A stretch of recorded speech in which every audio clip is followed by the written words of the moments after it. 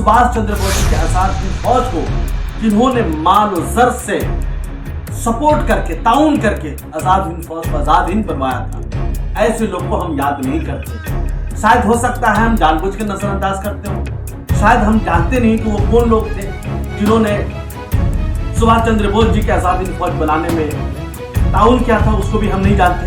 चलिए आज इस बात से हम पर्दा उठाते हैं, हम बातें करते हैं सुभाष चंद्र बोस जी को माली ताउन करने वाले वो हजरात, वो सच्चे सबूत हिंदुस्तानी के कौन थे।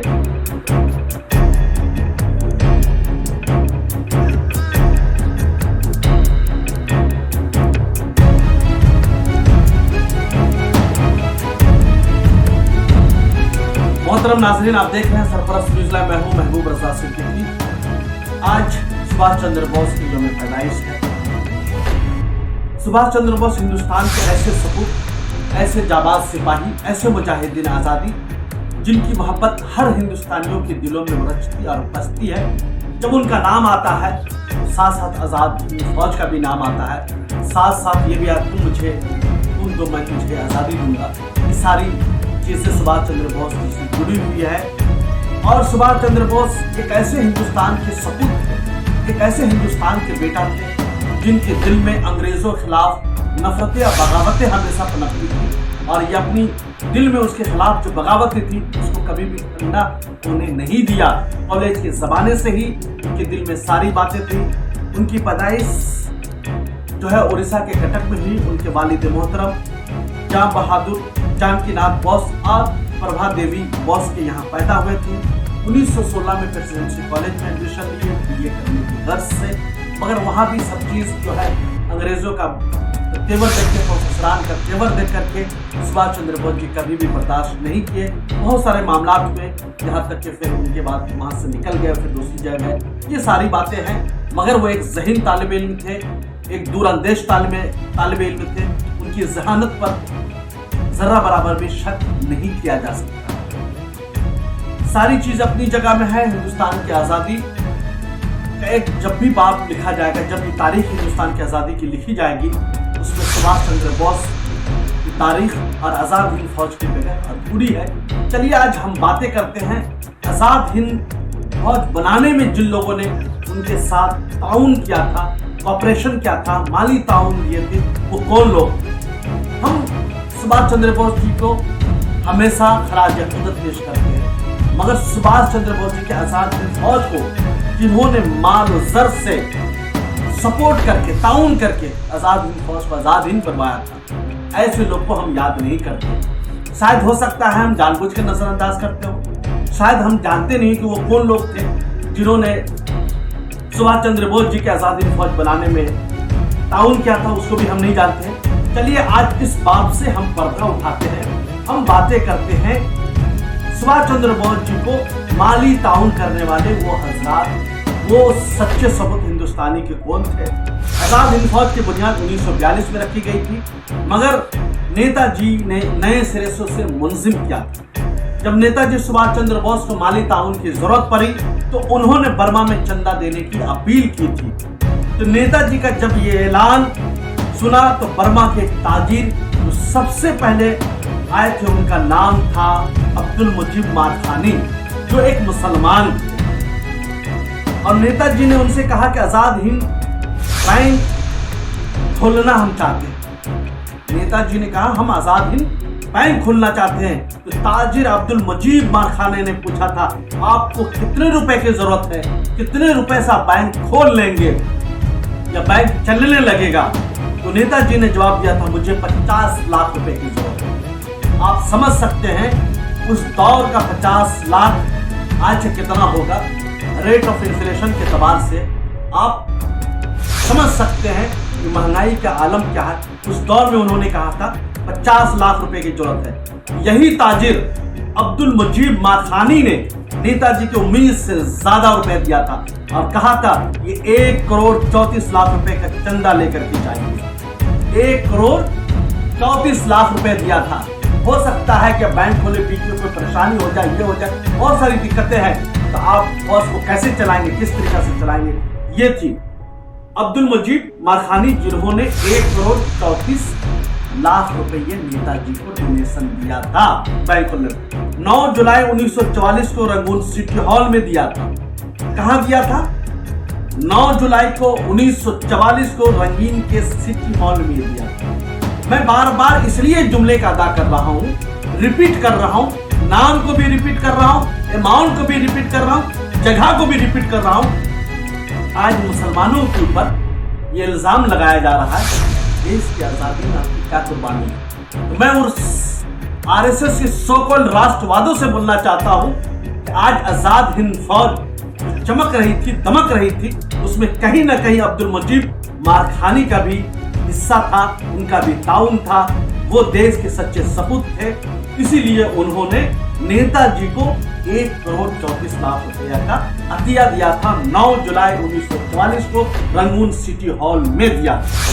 अब्दुल मुजीब की बेगम यानी उनकी अहलिया ने भी अपने तमाम जेवरात, औरतों के पास जेवरात होता है, और जवाहरात दे दिए थे। अब्दुल मुजीब मारखानी के बाद दूसरा सबसे बड़ा अतिया देने वाला वो कौन शख्स था, उसको भी जानना जरूरी है। अतिया मतलब डोनेशन देने वाला, ताउन देने वाला। दूसरा शख्स का नाम है सेठ हबीबुल्ला ने दिया, जो पंजाब से ताल्लुक रखते थे। उन्होंने नेताजी को जो पैसे दिए थे वो 1 करोड़ रुपए का चंदा था आजाद हिंद फौज को। उस पर नेताजी ने उनका शुक्रिया अदा करते हुए कहा था, असल सपूत तो यह है जिन्होंने हिंदुस्तानी मुसलमानों का सर फख्र से बुलंद कर दिया है। आजाद हिंद फौज के लिए शेख हबीबुल्ला ने 1 करोड़ रुपया का हथिया दिया। मगर अफसोस अफसोस, हम जहां नेताजी को याद करते हैं, आजाद हिंद फौज को याद करते हैं, ये दो लोगों को हम भुला देते हैं। हमें भुलाना नहीं चाहिए। अब्दुल मुजीब मारखानी कौन थे जिन्होंने नेताजी पर भरोसा किया था, और शेख हबीबुल्ला जिन्होंने आजाद हिंद फौज के लिए 1 करोड़ रुपया का डोनेशन हथिया दिया था। अब सोच सकते हैं कि कितनी बड़ी रकम और अमाउंट होगा। जब नेताजी दोबारा 21 जुलाई को रंगून सिटी आए, जो मालाएं नेताजी के गर्दन में डाली गई थी, जो पहनाया गया था, उस मालाएं की हार की नीलामी हुई थी। उसे बेगम अब्दुल मुजीब मारखानी और बेगम आदमजी दाऊद ने कई लाखों में खरीदा था। मकसद माला खरीदना नहीं था, मकसद ये था कि माली ताउन कैसे किया जाए, कोऑपरेशन कैसे पहुंचाया जाए, हेल्प कैसे किया जाए, ताकि आजाद हिंद फौज बड़े पैमाने पे फैल सके, फूल सके और अंग्रेजों से लोहा दे सके, अंग्रेजों को शिकस्त दे सके। मकासद ये थे, और नेताजी का भी यही मकासद था। जितनी फौज हमारी मजबूत होगी, उतनी ज्यादा तरीके से हम ब्रिटिश के साथ लड़ सकेंगे, उनको पानी पिला सकेंगे। और उस आजाद हिंद फौज में तमाम जाति धर्म के लोग थे, हिंदू थे, मुसलमान थे, सिख थे, ईसाई थे। ऐसे हिंदुस्तान आजाद नहीं हो गया। इस देश की कुर्बानी में, इस देश की आजादी में तमाम मज़ाहिब लोगों का खून शामिल है, किसी एक का खून नहीं है। तमाम मज़ाहिब के लोग, अगर कोई शख्स ये इल्जाम लगाता फलाने कुर्बानी दी है, फलाने नहीं दिया, तो समझिए वो देशद्रोही है, देश के लिए प्रेम नहीं है। ये लोग बांटने की राजनीति करते हैं, तकसीम की राजनीति करते हैं। ऐसे मकरू चेहरा को पहचानना भी आपको जरूरी है। चलिए और आगे बढ़ते हैं। और हाजी दाऊद उस वक्त जब सेकेंड टाइम आए तो माला खरीद लिया गया, पैसे से लाखों रुपए में उनके माला खरीद। सेकेंड टाइम में अहमद इब्राहिम ब्रदर्स ने 30 लाख रुपया किया था। फिर हाजी दाऊद एंड कंपनी ने 15 लाख रुपए भी दिए थे डोनेशन से। जब नेताजी बहादुर शाह जफर के मजार शरीफ पे गए तो हबीबुल्ला सेठ ने फिर 5 लाख रुपए का अतिया दिए, और मेमन बिरादरी खातिन से 6 करोड़ रुपया दिलवाए। हबीबुल्ला सेठ थे, 1 करोड़ रुपया दे चुके थे, फिर दूसरी मर्तबा आए, 5 लाख रुपया दिया। और जब सेठ आदमी होता है तो उनके दोस्त अहबाब भी सेठ हुआ करते हैं, तो मेमन बिरादरी खातिन से 6 करोड़ रुपया की अतिया दिलाते। इसकी तस्दीक आजाद हिंद फौज के लेफ्टिनेंट नाग ने दिल्ली में अपने ऊपर चलने वाले मुकदमा भी की। ये वहां से माखूज है, ये वहीं से सारी बातें ली गई है। ये महबूब रजा की अपनी बनी बनाई हुई कहानी नहीं है। मगर अफसोस की बात है, हमारे यंग जनरेशन, हमारे देश के लोग, हमारे समाज के लोग, हमारे मिल्लत के लोग हिस्ट्री जानते नहीं है, तारीख जानते नहीं, तारीख का कोई इल्म नहीं है। इसलिए जो लोग जो कहा करके इनको ऊपर नीचे दिखा देते हैं। उन्हें याद दिलाइए भाई, जहां पर नेताजी सुभाष चंद्र बोस जी लड़ रहे थे, वहीं पर माली ताउन करने के लिए अब्दुल मुजीब मारखानी और बहादुर शाह जफर के मजार शरीफ जाने वाले शेख हबीबुल्ला ने 6 करोड़ रुपया का दिया, मेमन बिरादरी से दिलवाया था, और 1 करोड़ रुपया अपने जेब खास से खुद हत्या दिया था, फिर 5 लाख रुपए दिए थे। ये सारी बातें तो माली ताउन का हो गया। फिर हम दूसरी तरफ आते हैं आबिद हसन, मेजर आबिद हसन सफरानी, जो हैदराबाद के रहने वाले थे, जय हिंद का नारा दिया था, उनकी टीम में थे, मेजर के पोस्ट में थे, छोटी जगह में आए थे, मगर उन्होंने इतनी कारकर्दगी उनकी पसंद आई कि सुभाष चंद्र बोस नेताजी ने उन्हें मेजर बना दिया था। यही आबिद हुसैन है जिन्होंने जय हिंद का नारा दिया था। आज हम जय हिंद बोलते हैं, इस नारा देने वाले नाम को भी याद रखना जरूरी है, आबिद हसन। मेजर आबिद हसन नेताजी के हमरा यानी अपने साथ जर्मनी भी गए थे। उसके बाद हम बातें करते हैं जनरल शाहनवाज खान। जनरल शाहनवाज खान ये हिंदुस्तान के अजीम वतन परस्त नेताजी के बेहद करीबी साथी थे। जनरल शाहनवाज हुसैन खान उस शख्सियत का नाम है जिन्होंने लाल किला पर सबसे पहले तिरंगा लहराने का शर्फ हासिल किया, जिन्होंने यूनियन जैक के झंडे को उखाड़ फेंका था। पहले तिरंगा जो लहराने वाला, जिसका नाम है जनरल शाहनवाज खान, जो नेताजी आजाद हिंद फौज के जनरल थे और हिंदुस्तान के अजीम सपूत थे, हिंदुस्तान के स्वतंत्र सेनानी थे, और वो माई का लाल है जवाहरलाल जनरल शाहनवाज खान, जो जामा मस्जिद के बगल में इनकी मज़ार शरीफ भी है, इनकी तुर्बत भी है। आप जाके फातिह भी पढ़ सकते हैं। ये बंदा उनके समझिए तुर्बत पे जाके, उनके मज़ार पे जाके फातिहा पढ़ चुका है, जनरल शाहनवाज हुसैन खान के। और ये रावलपिंडी के फौजी खानदान के चश्म चिराग थे।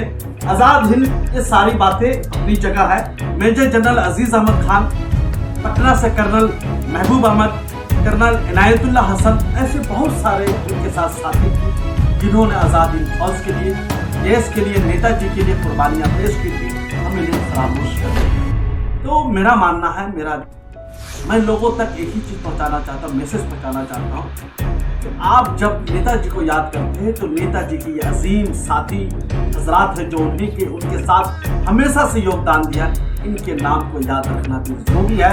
इन्हें फरामोश कर देना तारीख के पन्नों में से दूर जाने से नहीं होगा।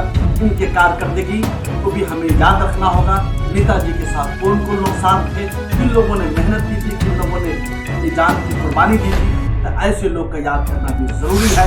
मैं एक ही चीज रिक्वेस्ट करना चाहता हूँ, आपने अभी तक अगर सरप्लस न्यूज लाइव को सब्सक्राइब नहीं किया है तो यूट्यूब में कर लीजिए, बेल आइकन दबा दीजिए, फेसबुक में लाइक शेयर कर लीजिए, इसलिए कि हम आपको देश विदेश की खबरों से बाखबर करते रहते हैं और हिंदुस्तान के अजीम सपूतों के यौम पैदाइश के मौके पर उनके बारे में भी बताते हैं, ताकि आपके अंदर देश के लिए जज्बा पैदा हो, उमंग पैदा हो, मोहब्बतें पैदा हो।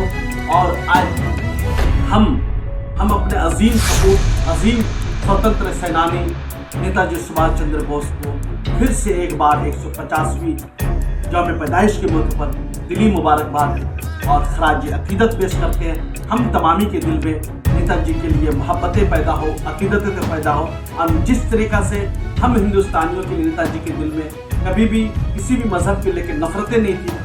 नेताजी के मानने वाले को चाहिए, आज के लीडरान को मानने वाले चाहिए कि हम हिंदुस्तानियों के दिल में नफरतें पैदा न करें, एक दूसरे से बांटने की राजनीति न करें। मगर हर जगह आज बांटने की राजनीति हो रही है, ये कहीं न कहीं देश को कमजोर करेगा।